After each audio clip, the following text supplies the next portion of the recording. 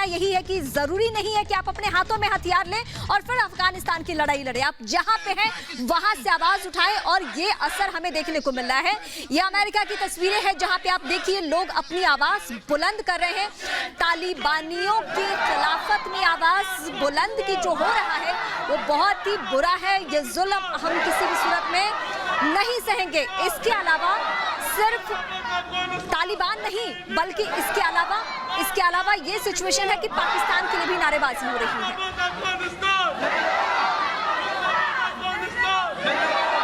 तो देखिए एक एक तस्वीर आपको दिखा रहे हैं और अब आपको 5 तस्वीरें दिखाते हैं जिसके जरिए आप ये समझिए कि आखिर अफगानिस्तान में स्थिति किस तरीके की बनी हुई है। जिस तरीके से पंजशीर के लड़ाके लगातार लड़ रहे हैं, दूसरी तरफ पाकिस्तान की बात करें, पाकिस्तान की नापाक हरकत हमें देखने को मिली। साथ ही पूरे मामले पर अगर बात करें तो बाजवा से बेहद नाराज भी चल रहे हैं ISI प्रमुख। और देखिए तस्वीर आपको 5 दिखा रहे हैं।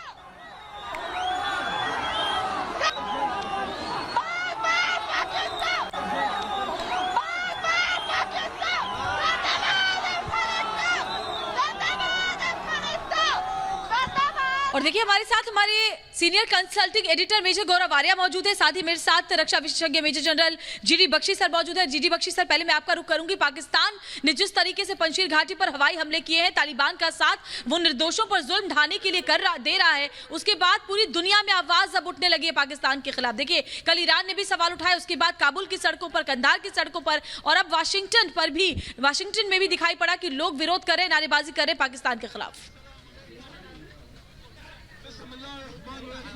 देखिए गुज़िश्ता रात पाकिस्तान की एयरफोर्स के JF-17 तैयारों ने प्रिसीजन गाइडेड म्यूनिशंस के साथ जो डिफेंसेस थे ताजिक्स के माउथ ऑफ पंजशीर वैली पर, उन पर ताबड़तोड़ हमले किए हैं। उनके ड्रोन्स ने ताबड़तोड़ हमले किए हैं। उनको इंटेलिजेंस मिली थी तालिबान से और उन्होंने जो अपनी टेक्निकल मीन्स से लोकेट किया जहां से ये लोग अमरुल्लाह सालेह और ये बातचीत कर रहे थे, दुनिया को खबर दे रहे थे, उससे लोकेट करके उन्होंने प्रिसीजन स्ट्राइक्स की, जिसकी वजह से अमरुल्लाह सालेह को लोकेशन चेंज करनी पड़ी।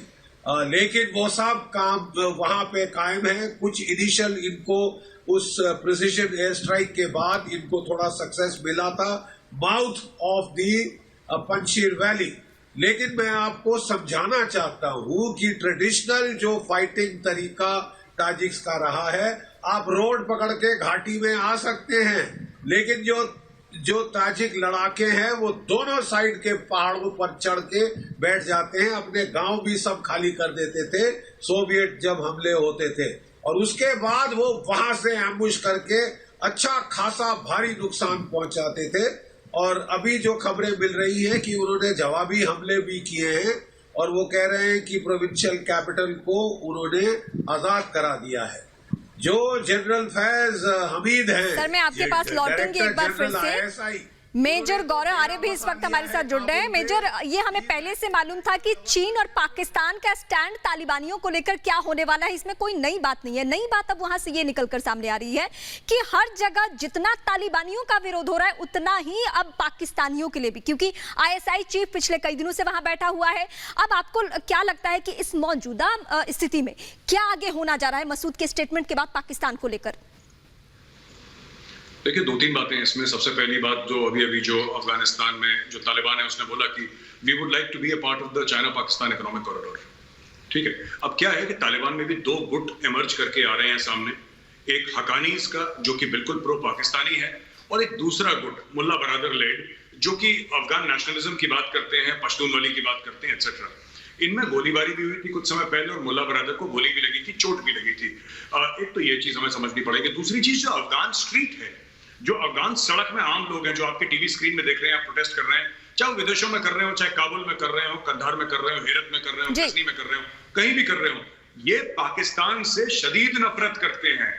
ये ब्लेम करते हैं पाकिस्तान को गृह युद्ध के जो कारण बन चुके हैं अफगानिस्तान के अंदर। जो अफगानिस्तान सफर कर रहा है 30-40 साल से, 1979-80 के बाद से जो वहां पे पहला जिहाद हुआ था, तब से ये पाकिस्तान से नफरत कर रहे हैं। ये बहुत बड़ी बात है। हमें समझना पड़ेगा कि अफगान स्ट्रीट यानी कि जो सड़क है अफगानिस्तान की, जो उसमें लोग रहते हैं, आम लोग सड़क पे आ गए पाकिस्तान के खिलाफ बात करने के लिए। बिल्कुल। और मेजर गौरव आर्य, अब यही देखने वाली बात होगी, क्योंकि देखिए अफगानिस्तान में जो लोग हैं, ये बात सच है कि वहां के लोग जिस तरीके की क्रूरता बर्दाश्त करें तालिबान की, अब आगे जो है बाकी देश जो है वो क्या कुछ स्टैंड ले पाएंगे। जीडी बख्शी हमारे साथ लगातार बने हुए। जीडी बख्शी साहब, मैं आपसे एक बात समझना चाहती हूँ, जिस तरीके से तालिबान ने लोगों की गुड बुक्स में आने के लिए ये कहा था कि हम लोगों के अधिकारों की बात करेंगे, क्या यही वजह है कि पाकिस्तान जो है वो हक्कानी को सपोर्ट कर रहा है, क्योंकि उसे पता है कि आतंकवाद की जो फैक्ट्री वो चला रहा है, और अगर तालिबान ने जिस तरीके से लोगों को कहा है कि वो लोगों की गुड बुक्स में शामिल होगा, कहीं ऐसा ना हो कि उसकी विरासत जो तालिबान आगे लेके जाने वाला है वो खत्म हो जाए।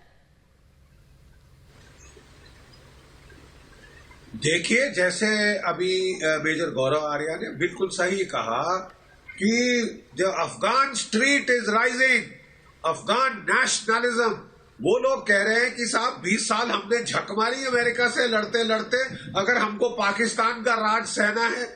जो आईएसआई का डायरेक्टर जनरल है वो गवर्नर जनरल जैसे काबुल के होटल में बैठ गया है, जाने का नाम नहीं ले रहा। वो दर्शाना चाहता है दुनिया को कि असली मालिक कौन है, पंजाबी पाकिस्तानी असली मालिक हैं, और कुचल दिया है उन्होंने अफगान नेशनलिज्म का सर, ऐसा वो बताना चाहते हैं। लेकिन ये अफगान जो है वो किसी बाहर वाले को टॉलरेट नहीं करते। शामिल पाकिस्तान की भी अब वही हालत होगी।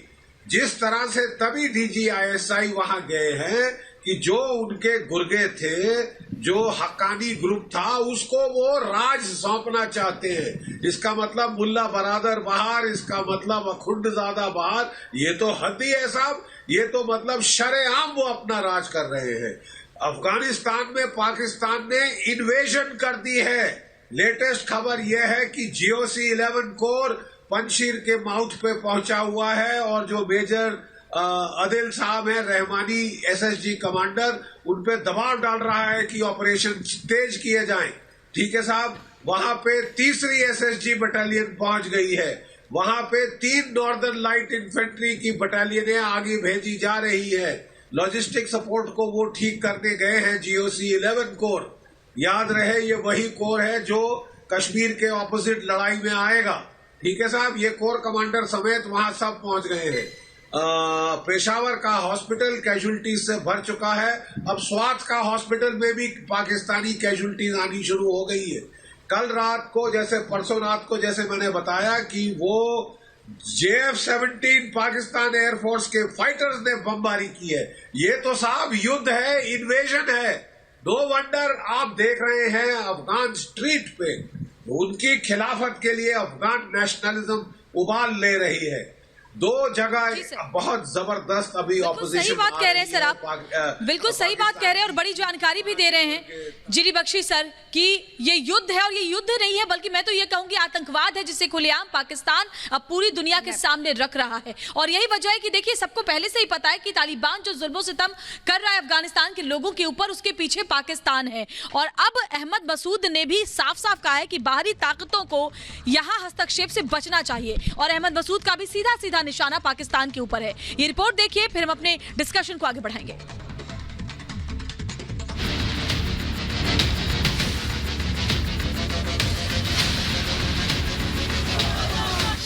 अहमद मसूद का पाकिस्तान पर आरोप। तालिबान और पाकिस्तान है संग। अफगानिस्तान के पंजशीर में नेशनल रेजिस्टेंस फोर्स के लड़ाकों और तालिबान के बीच लड़ाई जारी है। अल्लाहू अकबर।